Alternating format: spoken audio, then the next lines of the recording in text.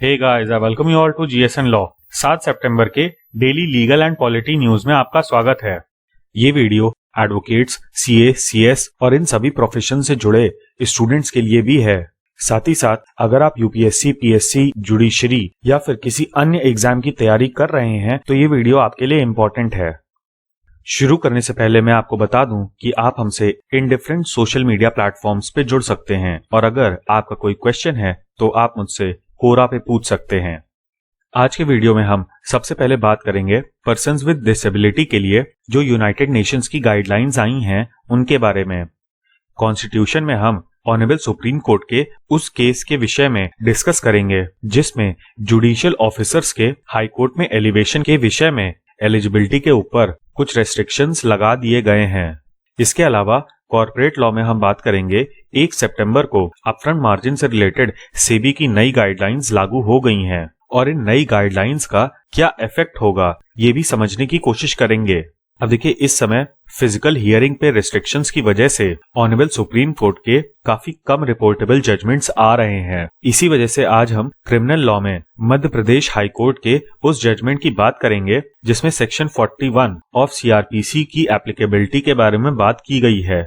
और civil laws में हम जानेंगे कि ऑनरेबल सुप्रीम कोर्ट ने सेकेंड अपील में सब्सटैंशियल क्वेश्चन ऑफ लॉ के ऊपर क्या बोला।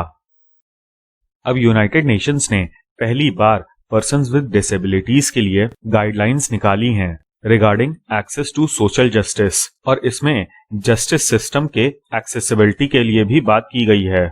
इन गाइडलाइंस में टोटल 10 प्रिंसिपल्स दिए गए हैं और डिटेल्ड इम्प्लीमेंटेशन प्रोसीजर भी दिया गया है। हम इनके 10 बेसिक प्रिंसिपल्स को देख लेते हैं। सबसे पहले कहा गया है कि पर्सन्स विद डिसेबिलिटी के पास लीगल कैपेसिटी है और उनको एक्सेस टू जस्टिस डिनाई नहीं किया जा सकता on the basis of their disability. अब देखिए, पर्सन्स विद डिसेबिलिटी के सामने सबसे बड़ा चैलेंज यही होता है कि हम लोग ज्यादातर जितने भी इंफ्रास्ट्रक्चर बनाते हैं वो उनके लिए फ्रेंडली नहीं होता। फॉर एग्जाम्पल, कई सारे गवर्नमेंट ऑफिसेज, कोर्ट्स एटसेट्रा ऐसी बनी हैं जहां पर पर्सन्स विद डिसेबिलिटी अपने खुद के बल पे नहीं जा सकते। अब इसका बेस्ट एग्जाम्पल है कि किसी भी सरकारी बिल्डिंग में सीढ़ियों के साथ रैंप ना होना और इसी चीज की बात प्रिंसिपल 2 में की गई है कि जो भी फैसिलिटीज और सर्विसेज हैं वो यूनिवर्सली एक्सेसिबल होनी चाहिए to ensure equal access to justice. और बात सिर्फ गवर्नमेंट ऑफिसेज की नहीं है बल्कि पर्सन्स विद डिसेबिलिटी को एकोमोडेशन लेने में भी काफी दिक्कतों का सामना करना पड़ता है। फॉर एग्जाम्पल, जब भी persons with physical disability rented accommodations देखने जाते हैं तो उनके सामने प्रश्न इस बात का भी होता है कि उन्हें ग्राउंड फ्लोर पे घर मिलेगा या नहीं। और इसीलिए यूएन ने कहा कि ऐसे लोगों को राइट है for obtaining appropriate procedural accommodations, मतलब ऐसे एकोमोडेशंस जो उनके हिसाब से हों। इसके बाद right to access legal notices and information के बारे में है। फिर प्रिंसिपल 5 में ये कहा गया है कि इंटरनेशनल लॉ में जो भी सब्सटैंटिव और प्रोसीजरल सेफगार्ड्स हैं पर्सन्स विद डिसेबिलिटी के लिए, उनके लिए वो इंटाइटल्ड हैं। इसके अलावा यूएन में जितने भी देश हैं उनको नेसेसरी अकोमोडेशन प्रोवाइड कराना होगा ताकि persons with disability due process of law का पार्ट बने रह सकें।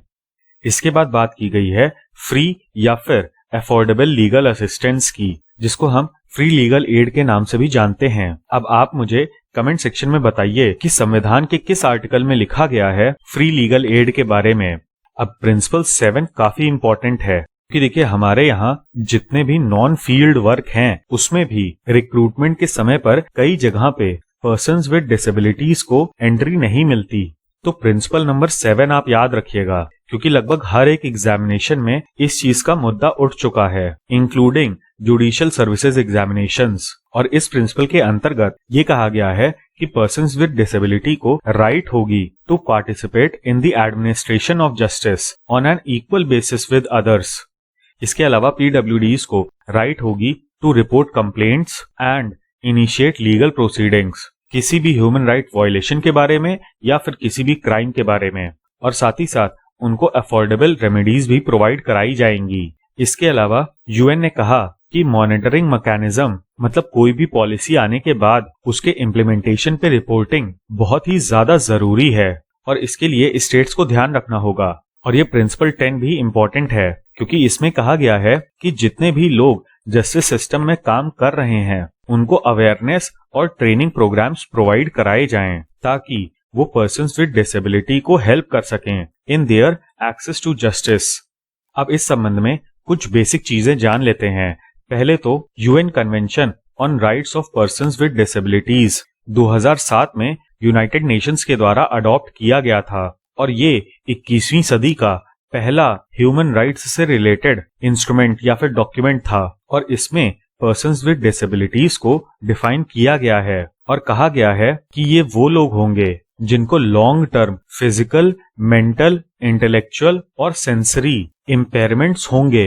अब फिजिकल इम्पेयरमेंट के बारे में तो आप जानते हैं, अब मेंटल इम्पेयरमेंट के अंतर्गत क्या माना जाना चाहिए और क्या नहीं, इसके बारे में नहीं बोला गया। आगे है इंटेलेक्चुअल, यानी कि ऐसी क्वालिटीज जो कि आपकी बुद्धिमत्ता को सुनिश्चित करती हैं, और सेंसरी इम्पेयरमेंट्स में हमारे 5 सेंसेस से रिलेटेड इम्पेयरमेंट्स आ जाएंगे, for example blindness, deafness etcetera. और इन सब कंडीशंस के कारण यदि कोई व्यक्ति इफेक्टिव पार्टिसिपेशन नहीं दे पा रहा है सोसाइटी में तो उसको पर्सन विद डिसेबिलिटी माना जाएगा। इसके अलावा इसमें discrimination on basis of disability के बारे में भी बात की गई है और डिस्क्रिमिनेशन डिफाइन करने के लिए 3 शब्दों का इस्तेमाल हुआ है, डिस्टिंक्शन, एक्सक्लूजन और रेस्ट्रिक्शन, जिसका पर्पस हो पर्सन्स विद डिसेबिलिटी की ह्यूमन राइट्स को और फंडामेंटल फ्रीडम्स को बाधित करना। इसमें आगे एक बहुत ही अच्छी चीज लिख दी गई कि it includes all forms of discrimination including denial of reasonable accommodation, जिसके बारे में मैंने आपको ऊपर बताया है। अब हाल ही में 4 सितंबर को R Purnima versus Union of India के केस में ऑनरेबल सुप्रीम कोर्ट की 3 जजेस की बेंच ने कहा कि हाई कोर्ट का जज बनने के लिए जो period of service as a judicial officer है और period of practice as an advocate है, उन दोनों को क्लब नहीं किया जा सकता। अब इस केस में डायरेक्ट रिक्रूटमेंट के थ्रू पिटिशनर्स का अपॉइंटमेंट हुआ था एज डिस्ट्रिक्ट जजेस। अब एज अ डिस्ट्रिक्ट जज उनको 10 साल नहीं हुए थे, लेकिन जब वो लोग डिस्ट्रिक्ट जजेस अपॉइंट हुए थे उस समय पर उन्होंने ऑलरेडी 10 साल एज एन एडवोकेट प्रैक्टिस कर ली थी। अब यहाँ पर सारा मुद्दा आर्टिकल 217 को लेकर है। Article 217 appointment and conditions of जजेस ऑफ हाई कोर्ट के बारे में बात करता है। मतलब जितनी भी एलिजिबिलिटी की कंडीशंस हैं वो आर्टिकल 217 में दी गई हैं और ये एलिजिबिलिटी कंडीशंस सब क्लॉज 2 में दी गई हैं। अब इसका जो एक्सप्लेनेशन ए है इसमें computation of period as a judicial officer के बारे में बात की गई है और ये कहा गया है कि जब आप जुडिशियल ऑफिसर्स के कैडर में से उन व्यक्तियों को चुनेंगे जिन्होंने 10 साल पूरे कर लिए हों, लेकिन उसमें वो पीरियड भी शामिल होगा जब उन्होंने प्रैक्टिस कंडक्ट की है एज अ लॉयर।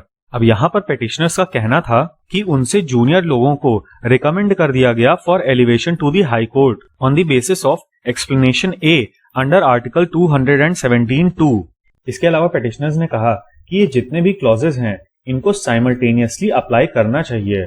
तो अब हम देख लेते हैं कि इन सारे क्लॉजेज में दिया क्या है।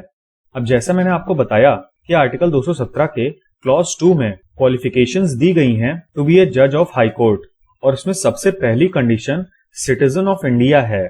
इसके बाद ये कहा गया है कि या तो किसी व्यक्ति ने 10 साल तक जुडिशियल ऑफिस होल्ड किया हो within the territory of India या फिर उस व्यक्ति ने 10 साल as an advocate of High Court practice किया हो। इसके बाद एक्सप्लेनेशन ए में जुडिशियल ऑफिसर के पीरियड को कंप्यूट करने के लिए ये दिया गया है कि उसमें वो भी पीरियड ऐड किया जाएगा जब वो एडवोकेट ऑफ हाई कोर्ट है after he has held judicial office. मतलब मान लीजिए 2010 से 2018 तक आपने जुडिशियल ऑफिस होल्ड किया, यानी कि आप डिस्ट्रिक्ट जज या फिर किसी हायर जुडिशरी की पोजीशन पे हैं और 2018 में आप हाई कोर्ट आ गए और आपने प्रैक्टिस करनी शुरू कर दी, तो 2 साल बाद यानी कि 2020 में आप एलिजिबल हो जाएंगे for the elevation as a जज ऑफ द हाई कोर्ट। इसके बाद क्लॉज ए में कहा गया है कि जब हम एडवोकेट ऑफ हाई कोर्ट के पीरियड को कैलकुलेट कर रहे होंगे तो हम उस पीरियड को भी इंक्लूड करेंगे जब उसने जुडिशियल ऑफिस होल्ड किया हो। अब कायदे से देखा जाए तो क्लॉज ए का एक्सटेंशन है। इसके बाद period before the commencement of the constitution के बारे में बोला गया है, जो कि इस केस में इंपॉर्टेंट नहीं है।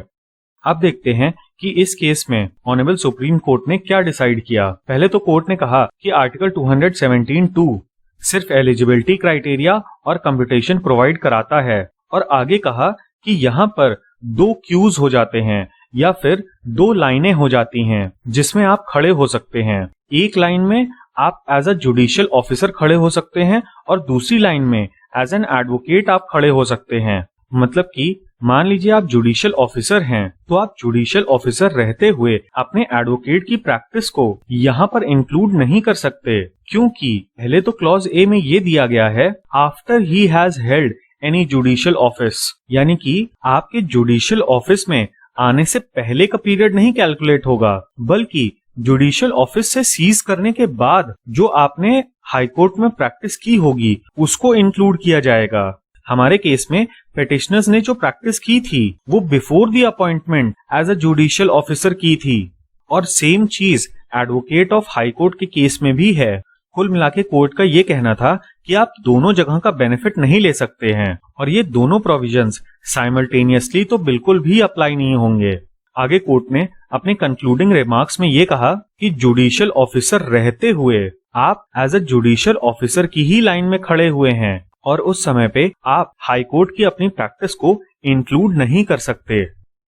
बात करें सेबी के नए अपफ्रंट मार्जिन रूल्स की, तो देखिए ये रूल्स सितंबर 1 को आए थे, और इसमें सेबी का कहना था कि अब से इन्वेस्टर्स को 20% अपफ्रंट मार्जिन देना पड़ेगा कैश मार्केट ट्रांजैक्शंस पे। साथ ही साथ जो प्लेजिंग सिस्टम है उसको भी टाइट कर दिया गया है। अब आपके मन में सवाल होगा कि इन दोनों शब्दों का क्या मतलब है। तो देखिए, सबसे पहले तो मार्जिन मतलब होता है कि स्टॉक मार्केट में ट्रेडिंग शुरू करने से पहले इन्वेस्टर को एक मिनिमम फंड देना होता है। इसी को हम अपफ्रंट मार्जिन कहते हैं। अपफ्रंट मतलब ट्रेडिंग शुरू करने से पहले ही। दूसरी तरफ प्लेजिंग का अर्थ है एक फिक्स्ड अमाउंट को कमिट कर देना फ्यूचर इन्वेस्टमेंट के लिए। तो अब से जितने भी कैश मार्केट ट्रांजैक्शंस होंगे उसमें आपको 20% अपफ्रंट मार्जिन देना पड़ेगा। सवाल बनता है कि ये रूल अब क्यों आया है। तो देखिए, पहली बात तो अभी तक जितने भी कैश मार्केट ट्रांजैक्शंस होते थे उन पे कोई भी अपफ्रंट मार्जिन नहीं दिया जाता था। उसके अलावा कार्बी का एक बहुत ही बड़ा इशू हो गया था, जिसमें ये बात सामने निकल के आई थी कि अनऑथराइज्ड प्लेजिंग की जा रही है। इसमें ब्रोकर्स अनऑथराइज्ड तरीके से पूलिंग करते थे और अपने क्लाइंट्स की पावर ऑफ अटॉर्नी का इस्तेमाल करके उनकी प्लेजेस को मैनिपुलेट किया करते थे। कुल मिलाके हो ये रहा था कि बहुत ही बड़े लेवल पे एक क्लाइंट के अकाउंट से पैसों को निकाल के दूसरे क्लाइंट के रिक्वायरमेंट से एडजस्ट कर दिया जाता था, और इसके लिए उस क्लाइंट को नहीं बताया जाता था जिसका पैसा लिया जा रहा है, ताकि पैसा मार्केट में बना रहे, क्योंकि तभी उनकी ब्रोकरेज बनेगी। इसके अलावा सेबी का ये भी कहना है कि इससे ट्रांसपेरेंसी और सेफ्टी भी होगी इन्वेस्टर्स के पैसे की। अब कैश मार्केट ट्रांजैक्शंस पे भी अगर 20% का अपफ्रंट मार्जिन लगने लगेगा तो जाहिर सी बात है कि एक पेपर ट्रेल बन जाएगी। जैसे ही आप ये 20% अपफ्रंट मार्जिन सबमिट करेंगे और प्लेजिंग सिस्टम को टाइट करने की वजह से जो इन्वेस्टर्स का पैसा है वो भी सेफ रहेगा। अब 31/8 को मध्य प्रदेश हाईकोर्ट ने Rajendra Singh Parmar versus state of Madhya Pradesh के केस में सेक्शन 41 ऑफ सीआरपीसी के बारे में बताया, और इस सेक्शन की एप्लीकेबिलिटी को बताते हुए कोर्ट ने एंटिसिपेटरी बेल को अलाउ कर दिया। Anticipatory bell section 438 of CrPC में दी गई है। अब यहाँ पर accused section 420 read with section 34 of IPC के अंतर्गत अक्यूज था। यहाँ पर सेक्शन 420 चीटिंग के बारे में बात करता है, जिसमें 7 साल तक की सजा हो सकती है, और सेक्शन 34 में कॉमन इंटेंशन की बात की गई है। अब इस केस में ऑनरेबल सुप्रीम कोर्ट ने Arnesh Kumar versus state of Bihar 2014 के केस का हवाला दिया और उसके रेलेवेंट एक्सट्रैक्ट को इस केस में साइट किया गया। अब अरनेश कुमार के केस में ऑनरेबल सुप्रीम कोर्ट ने ये बताया कि कब किसी व्यक्ति को बिना वारंट के अरेस्ट किया जा सकता है under the provisions of section 41 of CrPC. Court ने यहाँ पर यह बताया कि ऐसे केस में जहां पर जो ऑफेंस कमिट किया गया है उसके लिए 7 साल से कम की सजा है या फिर 7 साल तक की सजा दी गई है, तो उस केस में अक्यूज को अरेस्ट नहीं किया जा सकता बाय अ पुलिस ऑफिसर सिर्फ इसी ग्राउंड पे कि वो पुलिस ऑफिसर सेटिस्फाइड है कि अक्यूज ने ऑफेंस किया है, बल्कि उसे फॉलोइंग चीजें भी ध्यान रखनी होंगी। पहला, कि अक्यूज को अरेस्ट करना इसलिए जरूरी है ताकि उसे फर्दर ऑफेंस करने से रोका जा सके। इसके बाद प्रॉपर इन्वेस्टिगेशन के लिए सेक्शन 41 के अंतर्गत किसी अक्यूज को अरेस्ट किया जा सकता है। इसके अलावा यदि पुलिस ऑफिसर को ये लगता है कि अक्यूज्ड सबूतों को मिटा सकता है तो भी उसे अरेस्ट किया जा सकता है। इसके अलावा यदि अक्यूज्ड एविडेंसेस के साथ छेड़छाड़ कर सकता है तो भी सेक्शन 41 अप्लाई होगा। इसके बाद कोर्ट ने कहा कि यदि ऐसा प्रतीत होता है कि अक्यूज्ड विटनेस को अफेक्ट कर सकता है बाय थ्रेट और बाय इंड्यूसमेंट तो भी सेक्शन 41 अप्लाई होगा।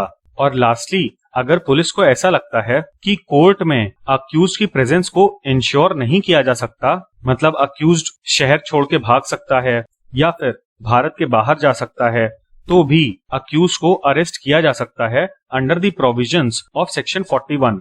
ऑनरेबल सुप्रीम कोर्ट के इन्हीं सब डायरेक्शंस को ध्यान में रखते हुए प्रेजेंट केस में अक्यूज की एंटिसिपेटरी बेल एप्लीकेशन को अलाउ कर दिया गया और फॉलोइंग डायरेक्शंस दिए गए। सबसे पहले कोर्ट ने कहा कि अरेस्ट एक एक्सट्रीम स्टेप है और पुलिस तभी ऐसा कर सकती है जबकि अरेस्ट करना नेसेसरी हो और अक्यूज कोऑपरेट ना कर रहा हो इन्वेस्टिगेशन में। इसके अलावा अक्यूज के कोऑपरेशन को इंश्योर करने के लिए पहले उसको समन किया जाएगा और अगर ऐसे में अक्यूज्ड कोऑपरेट करता है इन्वेस्टिगेशन में तो उसको अरेस्ट करने का कोई भी मतलब नहीं बनता। अब हम बात करते हैं ऑनरेबल सुप्रीम कोर्ट के उस केस की जिसमें यह कहा गया कि सेकंड अपील के लिए सब्सटैंशियल क्वेश्चन ऑफ लॉ होना जरूरी है। केस का नाम है नजीर मोहम्मद वर्सेस जे कमाल और ये ऑनरेबल सुप्रीम कोर्ट की डिवीजन बेंच ने 27/8/2020 को डिसाइड किया था। यहाँ पर कोर्ट ने कहा कि अगर substantial question of law formulate नहीं किया गया है लेकिन सेकंड अपील को डिसाइड कर दिया गया है हाई कोर्ट के द्वारा, तो ऐसे केस में जो हाई कोर्ट का जजमेंट होगा वो लीगली इनवैलिड होगा।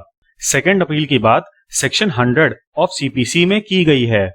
इसके बाद सेकंड अपील के स्कोप पर कमेंट करते हुए ऑनरेबल सुप्रीम कोर्ट ने कहा कि सेकंड अपील या फिर कोई भी अपील मैटर ऑफ राइट नहीं है और ये सेटल्ड प्रोपोजिशन ऑफ लॉ है और ये जो राइट है ये स्टैट्यूट के द्वारा दी गई है, इस केस में सीपीसी के द्वारा। आगे कोर्ट ने कहा कि अगर सेकंड अपील के ऊपर ये लिमिटेशन लगाई गई है कि उसमें substantial question of law involve होना चाहिए तो इस लिमिट को कोर्ट एक्सपैंड नहीं कर सकता। आगे कोर्ट ने सब्सटैंशियल क्वेश्चन ऑफ लॉ क्या होता है इसको भी एक्सप्लेन किया और कहा कि इसमें जो क्वेश्चन ऑफ लॉ है वो डिबेटेबल होना चाहिए, ना कि किसी स्टैट्यूट के द्वारा सेटल्ड हो और ना ही उस क्वेश्चन ऑफ लॉ पे कोई बाइंडिंग प्रेसिडेंट हो, क्योंकि ये दोनों चीजें जब नहीं रहेंगी तभी एक क्वेश्चन ऑफ लॉ डिबेटेबल होगा। आगे कोर्ट ने substantial question of law involved in the case इस फ्रेज को एक्सप्लेन करते हुए कहा कि जो क्वेश्चन ऑफ लॉ है उसकी फाउंडेशन या फिर हम कहें उसकी नींव प्लीडिंग्स में ही मेंशन की गई हो और ऐसा क्वेश्चन केस के जो फैक्ट्स हैं उससे इमर्ज होना चाहिए और साथ ही साथ ऐसे क्वेश्चन ऑफ लॉ को डिसाइड करना नेसेसरी है for making a proper decision in the case. आगे कोर्ट ने कंक्लूड किया कि ऐसे केस में जहां पर ना तो क्वेश्चन ऑफ लॉ है और ना ही mixed question of law and fact है जिसको ट्रायल कोर्ट या फिर फर्स्ट एपेलेट कोर्ट में डिस्कस किया गया हो, तो ऐसे में सेकंड अपील एंटरटेन नहीं की जा सकती। तो ये था हमारा एनालिसिस आज के करंट अफेयर्स का। उम्मीद है कि आपको ये वीडियो पसंद आया होगा। इस वीडियो का पीडीएफ आपको हमारे टेलीग्राम चैनल पे मिल जाएगा और हाँ, please don't forget to like, share and subscribe. Thank you. जय हिंद।